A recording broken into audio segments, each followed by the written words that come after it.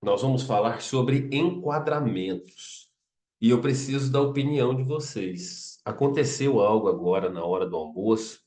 Eu preciso muito compartilhar com vocês e eu preciso saber se eu tomei a decisão correta ou não. Agora, na hora do almoço, eu vi um rapaz esfaqueando uma moça e eu não sabia se eu devia chamar a polícia ou não. Eu não chamei a polícia. Vocês acham que eu fiz certo ou fiz errado?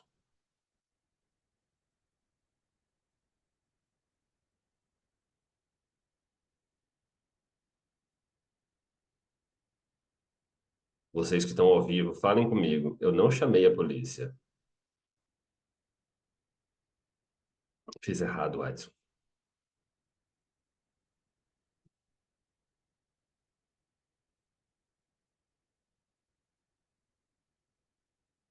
Pois é, eu estava saindo, aí eu passei pela sala, o Arthur estava assistindo uma série de televisão, aí o bandido estava perseguindo a moça, e esfaqueou ela pelas costas no filme da televisão. Eu não vi a moça sendo esfaqueada? Sim ou não? Ah, você percebe como a informação depende de um enquadramento? Eu preciso encaixar essa informação dentro de um enquadramento?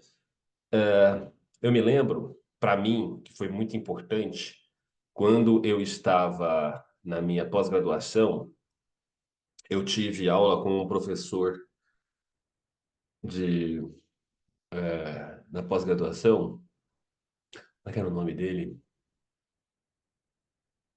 Não vou lembrar. E era aula de comunicação e expressão, né? E eu estava começando a querer me desenvolver, estava passando pelo meu processo de transformação na vida. E eu estava indo bem. Aí eu tinha que fazer uma palestra. E eu fui muito bem na palestra, fui super bem avaliado, a turma que avaliava. Depois eu fiz de novo. Aí o professor me pegou e depois ele contou as estratégias. Como jornalista, vocês já viram jornalista pegando as pessoas pela pergunta? Né? Por exemplo, a pessoa chega para você e fala assim: Olha, o senhor acha o que que é pior? O carro da Volkswagen ou o carro da Ford? O que que é pior? O carro da Volkswagen ou o carro da Ford? Você percebe que você nem tem uma opinião formada sobre aquilo, mas o que você responder, eles vão transformar numa matéria que vai sair assim, ó. Fulano diz que carros da Ford são ruins e vai se tornar numa matéria. O nome disso é enquadramento. É o quadro que eu quero colocar uma determinada informação. O que que acontece? Todos nós, seres humanos, nós precisamos colocar as coisas em nossa mente em um quadro. Por quê? Nada, nada possui um significado por si só. As informações, elas não existem por si mesmas. As informações precisam de um contexto para serem compreendidas e estruturadas e darem resultado para nós. A forma como nós enquadramos as coisas ou como nós oferecemos um enquadramento às pessoas pode mudar completamente a própria percepção das pessoas. Fazer uma pergunta para vocês. A aula de hoje está sendo até agora ótima ou extraordinária? Você percebe que é um enquadramento? Sim ou não? Eu não estou dando para você a oportunidade de falar, não, tá mais ou menos. Não, é ótima ou extraordinária? Aí você vai responder, extraordinária, é ótimo. Qualquer uma das duas respostas me interessa. Você percebe nesse enquadramento aqui? Tá? Então, dentro do coaching, qual que é o segredinho? Você pode dar tarefa para as pessoas? Não. Você diz às pessoas o que fazer, Alexandre? Não. O que que eu faço no coaching? Eu extraio das pessoas as respostas através de boas perguntas. E como é que você faz, Maria Aurora, quando você vê que o seu coach está com a resposta na cara dele e ele não vê? Ele não vê que ele precisa fazer aquela tarefa, ele não vê que ele precisa mudar aquele comportamento, ele não vê que ele precisa mudar aquela ação. Perguntas já pré-enquadradas. E também, muitas vezes, a pessoa chega para você com certa visão do mundo, que se você oferecer uma visão diferente, pode dar a ela um outro significado. Então, O significado que deveríamos ter, na verdade, seria sempre o melhor possível. E o significado deriva da experiência. E a experiência vai depender da moldura que eu colocar. Moldura e enquadramento. Por que a gente fala de moldura em PNL? Pensa em quadros. A moldura num cerca, um quadro, ela não se destaca do restante da imagem, da parede, tudo. O enquadramento de um pensamento, o enquadramento de uma ideia, é como um recorte que nós vemos. É um recorte de um pedaço da realidade. Normalmente, eu citei jornalistas, jornalistas fazem muito isso. Manchete é um pequeno recorte de tudo que a pessoa falou. E às vezes, a maioria delas, tem muito jornalista bom, a gente não pode viver sem jornalismo, certo? Mas tem muito sensacionalismo. Por que que tem sensacionalismo? Porque se a pessoa não fizer a manchete, não vende aquele negócio. Não adianta. Não clica. E o pessoal começa, a redação fica pedindo clique, precisa vender jornal, precisa da manchete. Então, eles vão fazer um pequeno recorte. E esse pequeno recorte vai enquadrar toda uma ideia e até explicar que focinho de porco não é tomada, não é?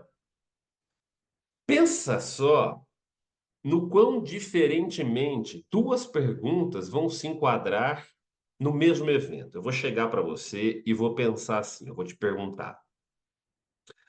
Tendo em vista a raiva amplamente disseminada com relação a esta sua atitude, como que você responde aos críticos?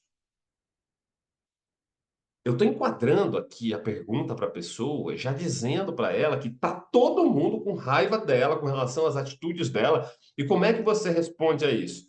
Se a pessoa, você percebe que ela mesmo cai numa armadilha dessa pergunta, ela aceita aquilo e ela vai trazer de qualquer resposta que ela der, ela está dizendo que ela entende que tem uma raiva amplamente enquadrada sobre ela. Aqui são duas situações que você tem que aprender. Primeiro, né, você começar a entender sobre enquadramento, tá? Então você vai aprender a mudar esses enquadramentos e fazer essas boas perguntas para o seu coach. É uma delas. Outra coisa, para você, enquanto pessoa que conhece coaching e que conhece PNL, você jamais cai numa armadilha dessa. O que que você faz se a pessoa te perguntar uma pergunta cheia de enquadramento, cheia de pressuposição como essa? Qual que é o segredinho para você, coach? Em qualquer situação, vão te fazer. Você imagina que viraliza um vídeo seu e alguém vai te entrevistar, vai pegar uma armadilha. E aí, o que que você faz? Qual que é o segredo? Responde com uma pergunta. Responde com outra pergunta.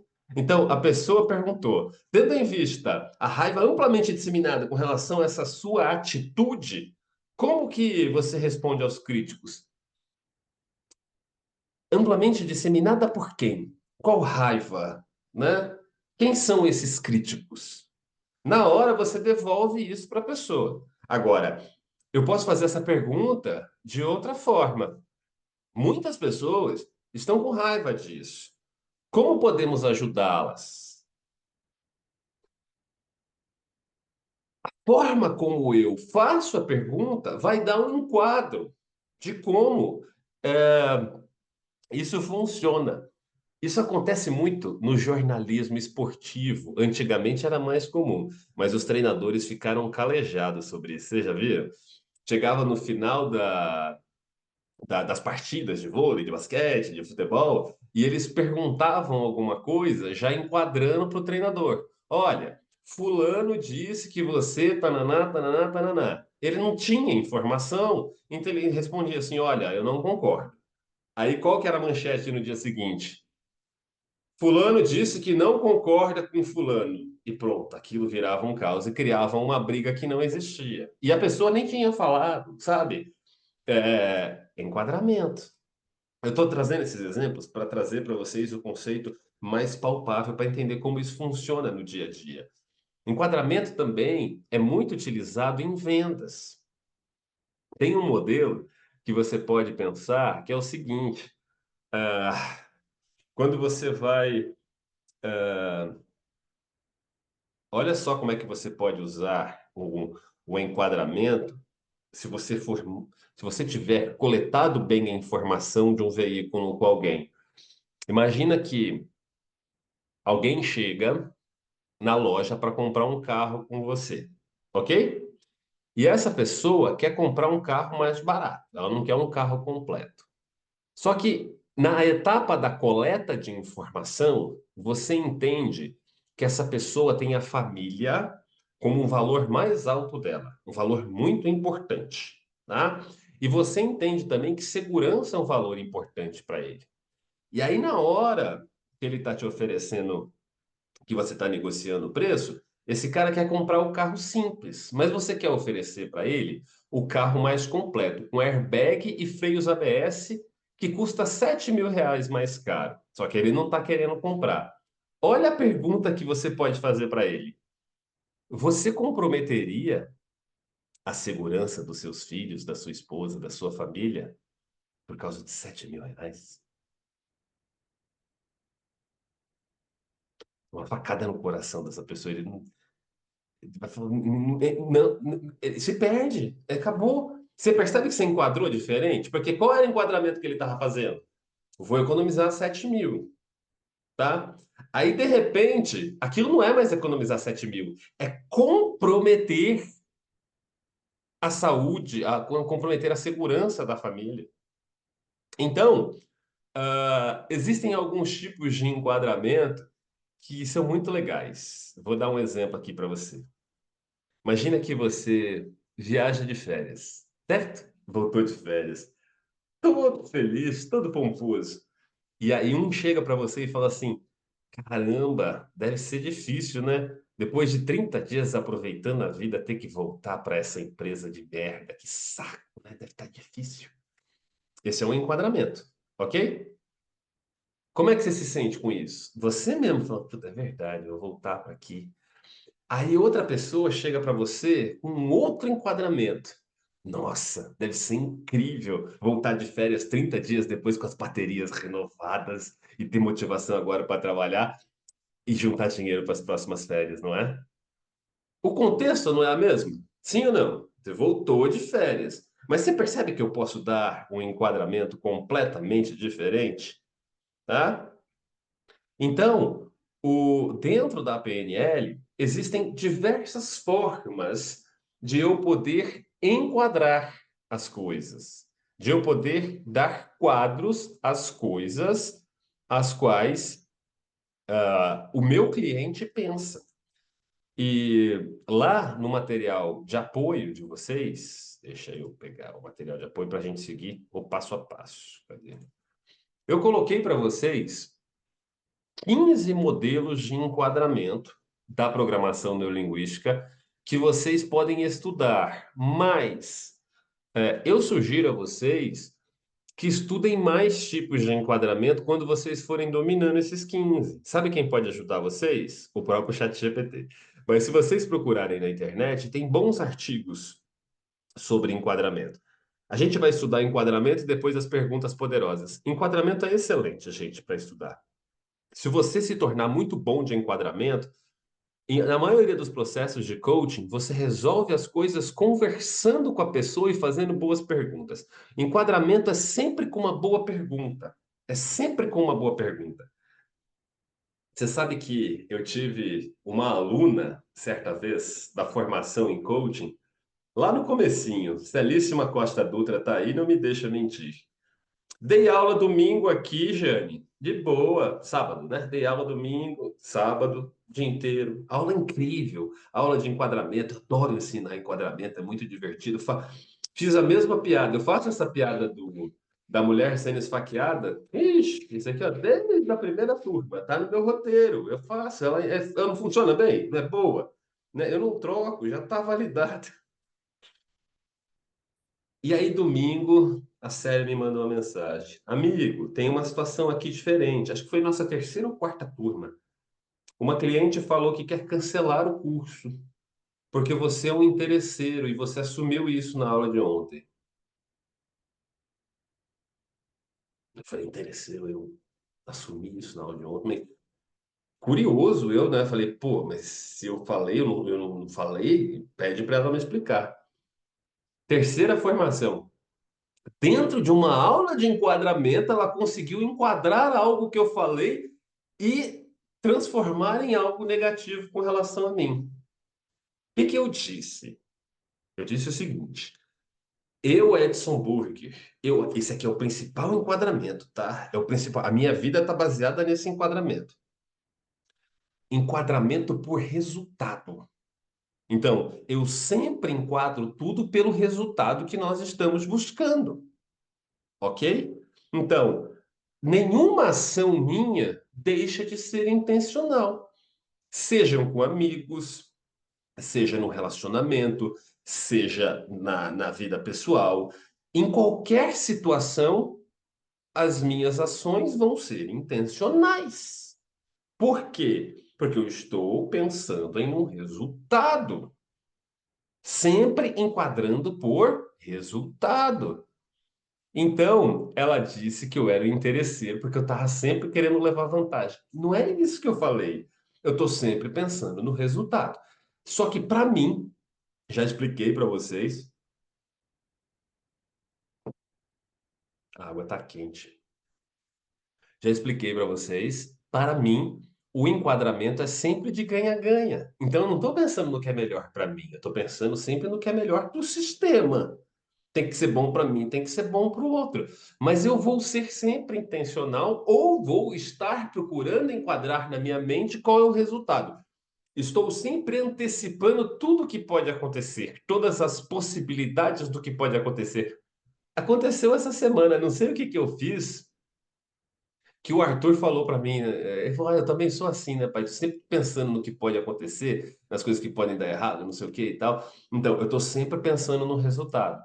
Existe uma pergunta que você pode fazer para orientar o seu cliente em direção ao resultado, para focar no resultado. Se está acontecendo alguma coisa, a pergunta é: o que exatamente você deseja alcançar com isso? Essa pergunta é ótima também. Sabe quando você está brigando com alguém e não está indo para caminho nenhum? É só uma discussão que não tem fim. Você pergunta para a pessoa, fala, não, tudo bem, vamos continuar, mas qual é o objetivo? O que exatamente estamos querendo alcançar com essa conversa? O seu objetivo? Qual é exatamente o seu objetivo? Você quebra a pessoa no meio, porque nem a pessoa sabe. Quando ela para pensar, ela percebe que o caminho que ela está trilhando não faz muito sentido. Já dentro do processo de coaching, essa é uma pergunta excelente. O que exatamente você está querendo alcançar? A maior parte das pessoas nem pensa nisso. É inconsciente o processo. Ela está querendo atender necessidades que nem ela mesma pensou. Essa pergunta vai fazer de você um coach melhor do que a maioria que não a usa. Um segundo enquadramento poderosíssimo é o enquadramento por contexto. Porque situações diferentes oferecem experiências diferentes. Então, é importante que você defina em qual situação específica você quer que tal tipo de coisa aconteça. Então, eu estou enquadrando dentro de um contexto uma determinada. Ah, eu preciso de mais motivação. Estou me sentindo desmotivado. Não é vazio isso aqui? Estou me sentindo desmotivado. Ai, ai, vamos fazer algo para te motivar. Você percebe que uma coisa vai em cima da outra que não serve para nada? Você nem sabe o quê. Então, em qual situação específica você está se sentindo desmotivado? É engraçado. Certa vez, eu tive uma coach, acho que na primeira ou na segunda sessão de coach de emagrecimento. Ela falou para mim, Edson, eu tô achando que tem alguém fazendo algum trabalho, alguma macumba para mim. Ai, eu sinto uma falta de vontade, uma indisposição. Ai, não tenho vontade de viver, sabe? Acorda de manhã já cansada. Eu falei, bom, vamos procurar entender, né? Em qual situação especificamente você está cansada. E ela começou a demonstrar que era um cansaço físico. E ela achou que estavam fazendo um trabalho de macumba. Aí Na segunda semana eu fui ver o diário alimentar dessa mulher. Era impossível ter disposição. Ela comia só porcaria, só tranqueira, só doce, não comia frutas, verduras, legumes, não tinha nada de vitamina. Dormia mal, dormia 4, 5 horas por noite, estava consumindo uma quantidade absurda de álcool, fumando, fumava maconha, os neurônios não batiam, e ela achava, e ela ainda falou nessa mesma sessão, ela falou, ai não, porque eu não sei, acho que estão afetando até a minha memória, às vezes eu não consigo lembrar das coisas. Não consegue lembrar porque estava fumando muita maconha. E a cannabis, ela tem esse problema, né? Ela desconecta conexões neurais. Se a pessoa fuma muita maconha, ela tem maior dificuldade em ter determinados tipos de pensamentos. Por exemplo, a cannabis sativa é muito bom para quem trabalha com arte, por exemplo, porque ela não vai precisar de uma memória excepcional, ela precisa mais de uma memória criativa e tal. Então, é diferente, vai funcionar muito bem. Um contador pode fumar maconha? O que vocês acham? Vai ter problema, porque o tipo de trabalho que ele faz não combina com aquele tipo de coisa, né? Então depende muito. E no caso dela, eu não me lembro com o que ela trabalhava, mas estava afetando. Então ela reduziu o consumo de cannabis sativa na época, ela fumava bastante. E ela melhorou a alimentação, começou a comer frutas, verduras, legumes, né? A Mari falou, ela é um sedativo. Era um sedativo, mas sei lá, estava fazendo muito mal a ela. E aí ah, a gente identificou em qual, a gente começou com essa pergunta: em qual situação específica você está sentindo falta de motivação? Em qual situação específica você está cansada? Começou por aqui, tá? Então, você vai definir aonde está acontecendo o problema, em qual situação específica você quer que determinado tipo de coisa funcione melhor. Existe um outro enquadramento que normalmente as pessoas não fazem e elas criam um, um, um turbilhão de problemas ilusórios em suas mentes, que é o enquadramento por evidência. Como você sabe que isso é verdade? Como você saberá que alcançou isso que você deseja? E, ó, essa segunda pergunta é interessante na própria construção do objetivo SMART. Sim ou não?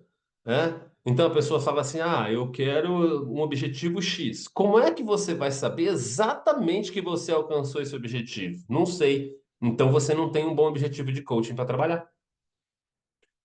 Um bom objetivo de coaching, a pessoa tem que saber exatamente que ela alcançou ele. Esse é um enquadramento por evidência. Eu preciso fazer com que a pessoa reflita sobre quais são as evidências que mostram que aquilo que ela está pensando é verdade. Fulano não gosta de mim. O que exatamente faz você pensar isso? Como você sabe? Então, você vai esclarecer critérios claros, tanto para identificar aquilo quanto para o sucesso. Um outro enquadramento é um enquadramento por capacidade. Quais habilidades são possíveis para você ter sucesso? Quais habilidades você precisa desenvolver? Identificar recursos e habilidades é fundamental para você que é coach. Aqui, talvez, traga isso a você uma certa dificuldade para você explicar para o seu coach, aqui nesse momento, com uma pergunta dessa, às vezes o que é capacidade ou o que é recurso. Você, como coach, sabe. Às vezes a pessoa não sabe o que são capacidades, recursos ou habilidades. E aí entra um lado seu como coach professor que vai explicar para ele a diferença entre recursos, capacidades e habilidades e ajudá-lo a identificar, a responder essa própria pergunta. Quais habilidades, quais capacidades, quais recursos você precisa para ser bem-sucedido? Existe também enquadramento por crença. Esse aqui também dá a você, muitas vezes, a necessidade de explicar um pouco mais. Não preciso agora, mas você vai entender na hora de perguntar. Quais crenças estão fazendo com que você permaneça nessa situação? Quais crenças estão apoiando o seu objetivo? Quais crenças te levam em direção aos seus objetivos? Quais crenças te afastam dos seus objetivos? Aqui você dá a essa pessoa um foco maior para identificar essas crenças e também para reforçá-las. O próximo enquadramento é o enquadramento por valores. Guarda uma coisa: coaching não usa a pergunta por quê. É muito difícil para a gente, já falamos sobre isso. O porquê não serve para muita coisa, ok? O porquê vai servir só para reforçar o problema. Ai, por que que eu fiz isso? Por que fulano fez aquilo? Por que que é assim? O porquê não serve para nada. Com uma única exceção. Você só vai utilizar o porquê para identificar valor. O porquê te traz valor. Se você estiver em busca de valor, inclusive teremos um dos próximos módulos, vai ser escala de valores, você pode usar. Por que que isso é importante para você? Por que você quer isso? Eu preciso saber. E o porquê traz valor. Por que você quer isso? Ah, porque isso vai ajudar a minha família, porque isso... A resposta vai te dar, vai alinhar os objetivos com os valores do seu coach. Existe um enquadramento também, que é o enquadramento por decisão. O que exatamente, eu gosto muito de exatamente, precisa acontecer para que você tome uma decisão a respeito disso? O que precisa acontecer para se tomar essa decisão? Aqui eu vou reforçar o comprometimento com relação à ação. Existe um enquadramento por contraste. Como isso se compara com outras experiências anteriores? Quem trabalha com programação neurolinguística procura sempre a diferença que faz a diferença. A diferença que faz a diferença. Eu vou mostrar para vocês agora como que uma única pergunta dessa me garantiu mais de R$ 10.000. Uma única pergunta dessa aqui. Há muito tempo atrás, uma diretora, Mary Kay, né, eu trabalhei muito com Mary Kay, uma diretora que já tinha ganho muito dinheiro, ela me procurou, falou, Edson, eu quero voltar a desenvolver no meu negócio. Eu tive muito sucesso, peguei o carro, paguei o carro, eu troquei de carro, e o carro rosa das Mary Kays, né? E tinha uma equipe, tananã. Só que meus resultados vêm caindo, caindo, caindo, caindo a cada mês. Eu não sei mais o que fazer para ter resultado. E aí, qual era o nosso objetivo? Era alcançar um determinado patamar de vendas, ok? Então, na época, eu fechei um acordo com ela. Era R$ 5.000 o processo de coaching e tinha umas metas que, se fossem alcançadas, eu ganhava mais 5 por bonificação. Tudo bem? Foi o nosso acordo para fazer o processo de coaching. E eu estava vendendo bastante coaching para Mary Kay, porque eu estava trabalhando com uma top nacional, uma das pessoas que ganhava muito dinheiro, falava muito de mim, e ela explodiu o resultado dela, então a gente fez live juntos, as outras Mary Kays queriam fazer coaching comigo, era muito legal, tá? E aí, algo muito legal aconteceu. Na terceira sessão, eu perguntei para ela exatamente isso. Qual é a diferença que fazia diferença? O que exatamente você fazia lá atrás que você não está fazendo agora? O que exatamente você fazia quando você estava lá do que você está fazendo agora? A gente começou a fazer uma lista. A gente percebeu o seguinte: o que aconteceu de mais ou menos 2013 a gente começou a usar essa bodega aqui com mais intensidade, não foi? Sim ou não? WhatsApp, rede social, mas mesmo assim era pouquinho ainda, não era? A gente mandava umas mensagens e tal. 14, 15, 16, ali, ó, 17, 18, a gente começou a ficar escravo desse negócio, completamente. E o que que ela me disse? Na época que ela estava voando, ela saía todos os dias de casa cedo e cadastrava a gente, oferecia oportunidade, vendia produto. E ela dava pouca atenção para a equipe dela, não era pouca, né? Ela dava menos atenção para a equipe e ia mais para ação, e ela dava atenção para aquelas que precisavam. Nesses tempos, nos últimos tempos, ela tinha invertido isso. Então, de manhã, ela ia motivar uma por uma, ela achava que isso ia dar resultado. Ia conversar com uma por uma, ia fazer ação, né? Tinha dias que ela nem saía de casa para oferecer uma oportunidade. No 80-20 de Pareto, Pareto tem uma história fantástica. Depois pesquisem sobre Pareto. Pareto, ele chegou a uma conclusão de que 80% dos nossos resultados vem de 20% das nossas ações. Então, o que nós precisamos buscar é qual é o nosso 20%? Aqueles 20% que se a gente fizer vai dar os 80%. Senão a gente se concentra no lugar errado. E ela percebeu que ela tinha que sim dar menos atenção para a equipe. A própria empresa estava estimulando errado, porque ela estava querendo que as líderes dessem mais atenção para a equipe. Isso estava prejudicando o resultado. Eu fiz esse trabalho não apenas com ela, mas depois com dezenas de Mary Kay que começaram a voar de novo. Não é que eu não vou dar atenção à equipe. Quem trabalha com multinível aí? No multinível, não adianta dar atenção a quem não é proativo. É perda de tempo, infelizmente. A pessoa, você pode fazer o que for, vai lá, trabalha para a pessoa, fala, eu vou lá com você, eu vou apresentar um negócio para você, não, né? A pessoa não vai explodir. Não adianta, não adianta. E não é esse o papel do líder. Esse pode ser um papel de um coach. Então a pessoa não está tendo sucesso no multinível, ela te procura e você mostra para ela o que ela tem que fazer. Mas no multinível, a única forma de você explodir é você encontrar outros igual a você. E você tem que dar atenção para quem dá resultado. Desculpa quem pensa que isso é injusto, tá?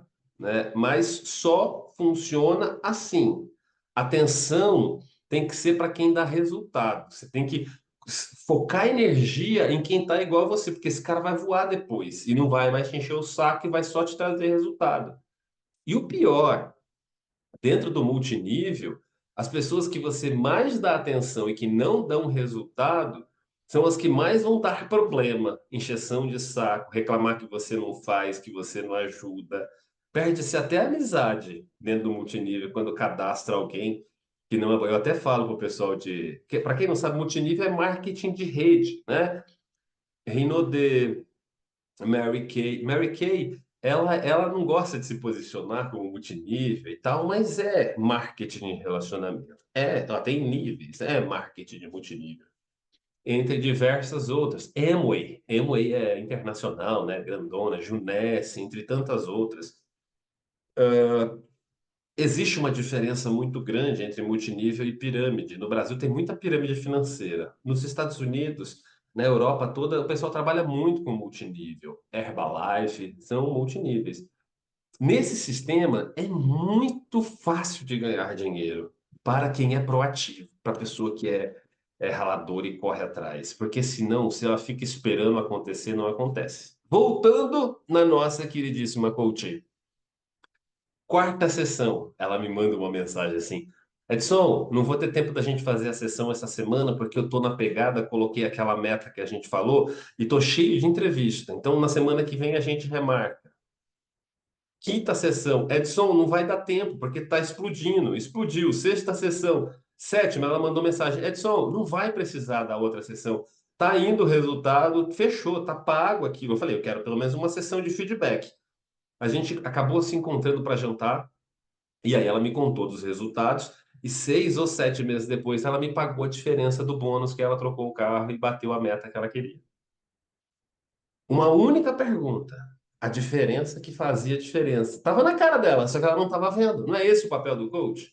Mostrar para a pessoa o que está na cara dela, o que ela não está vendo? Sim ou não?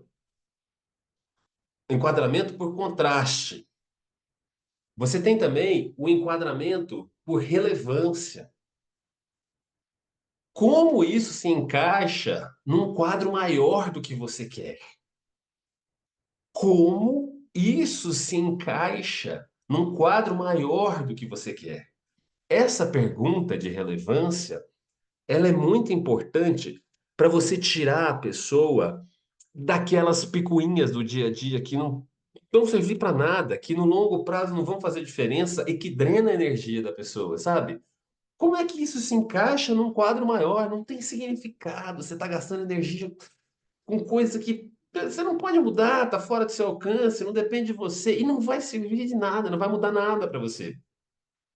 No final das contas, o papel de um coach é enquadrar a mente do seu coach. Você vai enquadrando os pensamentos dele. Diferente, o psicólogo, ele trabalha nesse sentido também para organizar e compartimentar, estruturar a forma que essa pessoa pensa, certo? O enquadramento do coaching, ele faz a pessoa enquadrar as coisas na direção do resultado, né? O psicólogo, aquele que estudou isso, vai enquadrar a vida, o passado dessa pessoa, a estrutura do presente, para que ela possa ter uma compreensão macro da existência dela. É algo fundamental, a estrutura que enquadra lá. A diferença do coach é que o coach vai trabalhar nesse mesmo sentido, só que focado em um resultado que essa pessoa contratou. Então, eu vou procurar enquadrar as coisas que eu preciso na mente dela que ajudem ela a se manter focada naquilo que ela quer alcançar. Entende? Com perguntas específicas. É por isso que, pela manhã, né, na gravação do outro módulo, a colega perguntou: o que que eu faço para uma pessoa parar de tomar remédio para dormir? Eu falei para ela, fala para ir no médico. Quem tem que resolver isso é o médico, não é o coach, não é. Cada profissional vai ter o seu lugar. E eu acho que esse foi um problema do coaching, sabe? Foi um problema sério do coaching. A gente até falou sobre certificação e tal. Eu não preciso de certificado para ser coach no Brasil. Ninguém precisa. Não é obrigado, sabe? Não existe nenhum órgão que regulamenta o coaching. Qualquer um pode até dizer que é coach e atender como coach. Eu atendi como coach antes de ter um certificado, porque eu era autodidata. E coaching é isso, de certa maneira. Coaching é alguém que entende a estrutura e aplica. Os primeiros coaches, o Bill Campbell não fez curso nenhum para ser coach, ok? Ele criou o processo do coaching. Só que a formação de alguém que já estruturou faz com que você acelere mais rápido, né? Ou não, porque muita gente fazia essas formações e não acelerava e falava muita besteira. E não estudava direito e saía falando que era coach. Tem prós e contra. Qual que é a maior vantagem de não termos um órgão regulador? É termos liberdade de ação, de testar, de buscar resultados. Qual que é a maior desvantagem? Baixíssima barreira de entrada. Então qualquer um pode entrar sem fazer, sem estudar e tal. O resultado tira a pessoa do mercado rápido. Por isso que a curva de mercado do coaching, como um negócio, ele teve um pico e caiu. O que é ótimo para nós, tá? Não estou dizendo que é ruim. Para nós é ótimo, porque antigamente o mercado estava inundado de coaches, essa galera saiu. Então, quem se dedicar nesse processo de estabilização, o coach vai se estabilizando e vão ficar os bons profissionais. Eu acredito que esse seja o melhor momento para o coaching aqui, durante a gravação dessa aula em 2024. Provavelmente você aí no futuro, 2026, 2027, está colhendo bons frutos disso que eu estou falando aqui. Não é verdade? Dessa grande mudança. Nós temos mais um enquadramento, que é enquadramento por identidade. Eu vou enquadrar a situação dentro da percepção que a pessoa tem de quem ela é. Como isso reflete quem você é ou quem você quer se tornar? Eu vou associar o objetivo ou a situação à própria identidade. Identidade é algo muito poderoso. Quando o meu objetivo está enquadrado dentro da minha identidade, eu tenho muita motivação, porque aquilo faz parte de mim, é quem eu sou de verdade. O próximo enquadramento é o enquadramento por possibilidade. O que se tornaria possível para você se você atingisse isso? Enquadramento por possibilidade.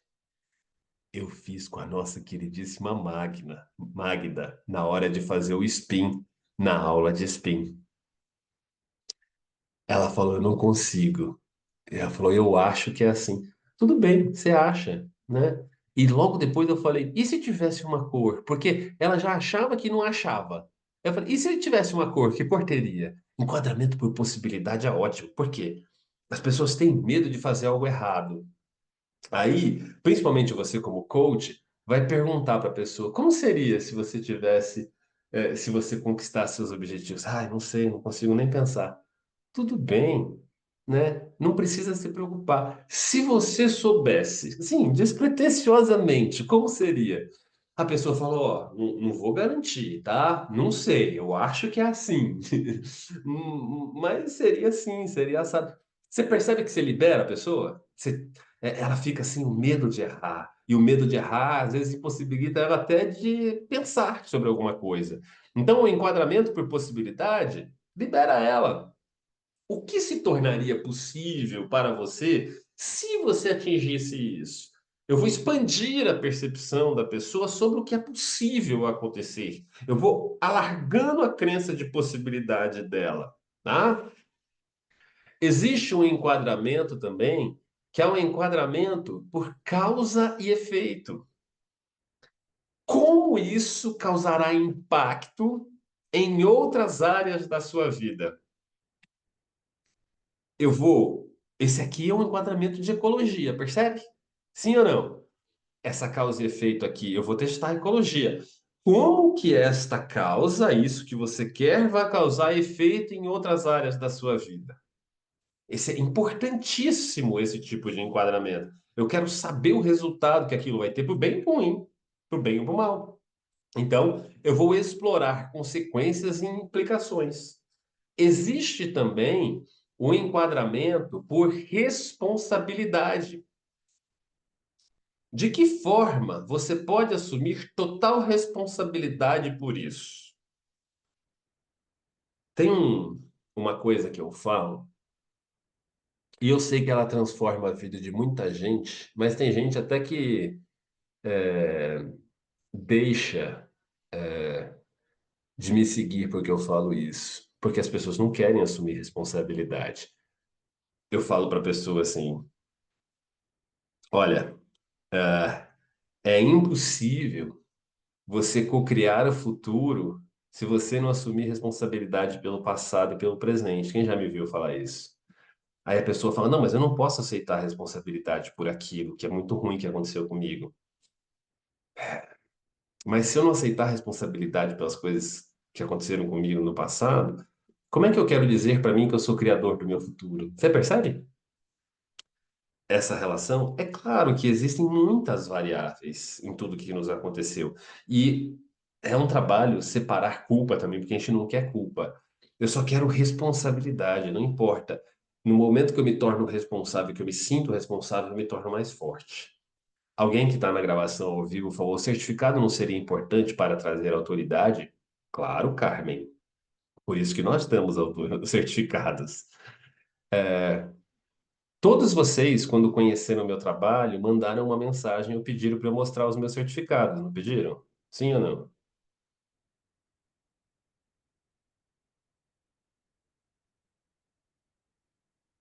Por que não?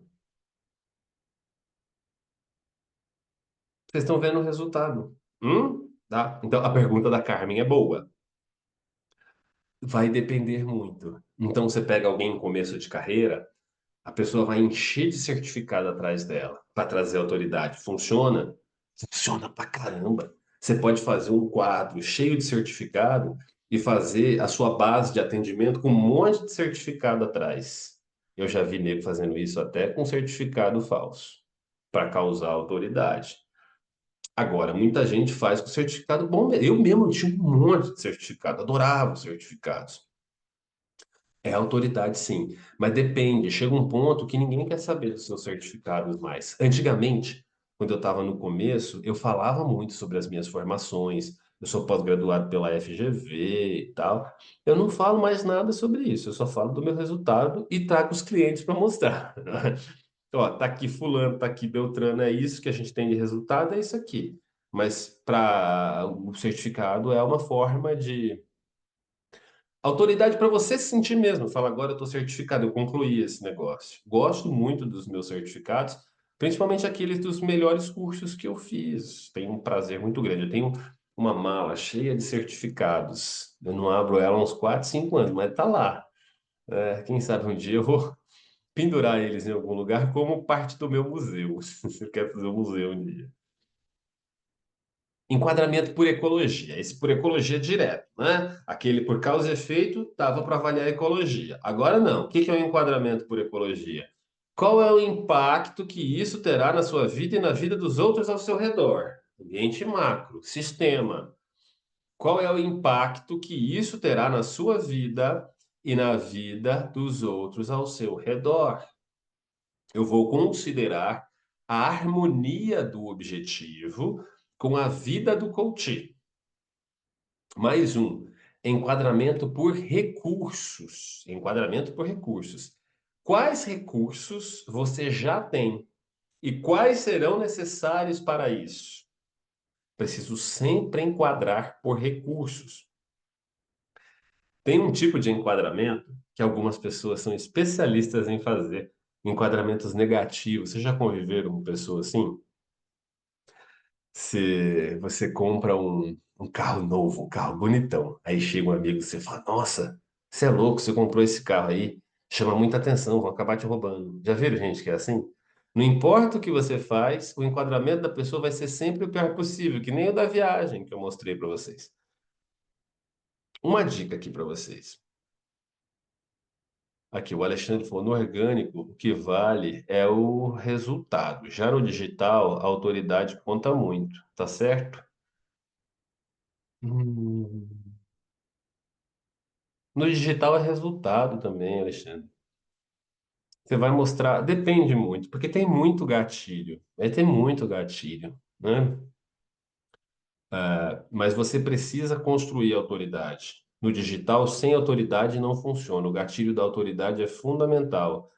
Tudo que você já conquistou, os seus resultados. E os seus resultados trazem mais autoridade. É por isso que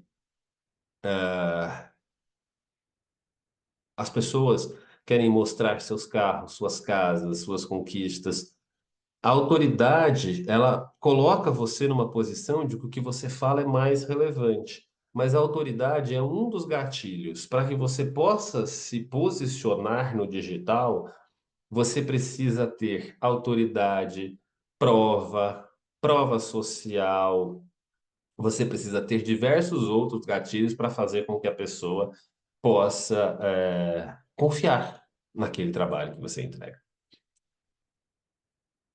Enquadramento por recurso. Quais recursos você já tem e quais são necessários para fazer isso? Já fizemos um enquadramento por capacidade. É o mesmo conceito.